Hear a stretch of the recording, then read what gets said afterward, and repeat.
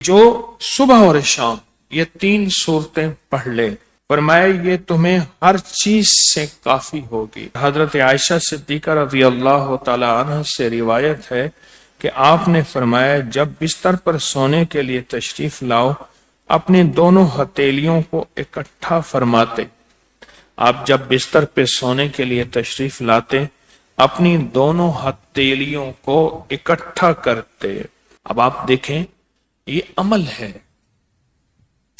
ایک بندہ کہتا ہے کہ ہتھیلیوں کو اکٹھا کرنے کی کیا ضرورت ہے، ایسے ہی پڑھ لے۔ یہ ابکری والے یہ عمل کہاں سے لے آئے ہیں؟ اس کی ناواقفیت ہے، اس کے علم کی کمی ہے۔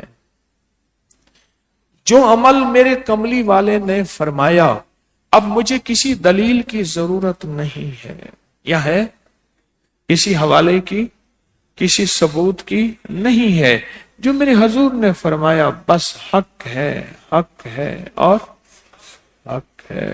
تو فرمایا کہ آپ اپنے دونوں ہتھیلیوں کو غور سے توجہ کریں، اکٹھا فرماتے جیسے ہم دعا کے لیے جمع کرتے ہیں ہتھیلیوں کو، دعا مانگتے ہیں نا، ایسے میرے حضور اپنی دونوں ہتھیلیوں کو اکٹھا فرماتے، پھر 3 صورتیں پڑھتے۔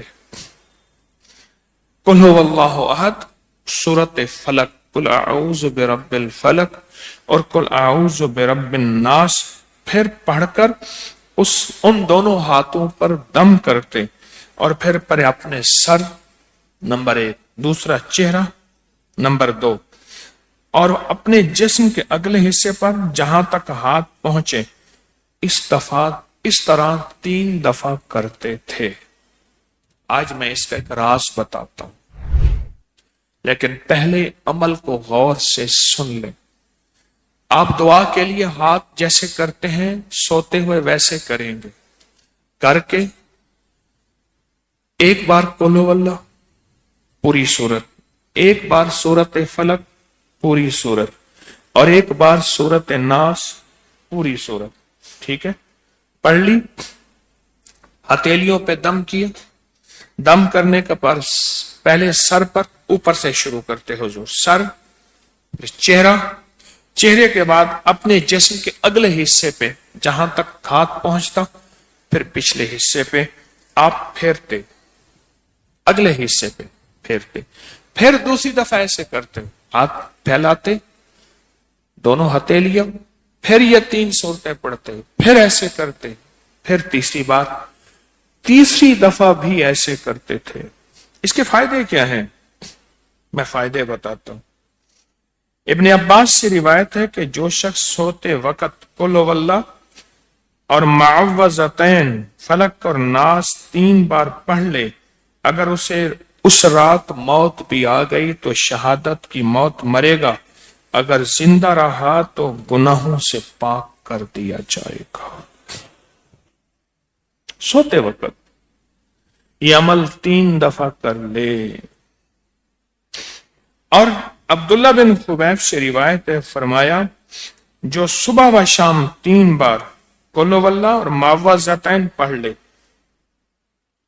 مثلاً 3 دفعہ قل هو اللہ، 3 دفعہ فلق اور 3 دفعہ ناس، یہ صورتیں، فرمایا جو صبح شام پڑھ لے، صبح شام۔ یہ اور روایت ہے، پہلا عمل ہتھیلیوں کو سیدھا کر کے 3 دفعہ کرنا، پہلا عمل وہ ہے۔ دوسرا عمل یہ ہے کہ جو صبح اور شام یہ 3 صورتیں پڑھ لے۔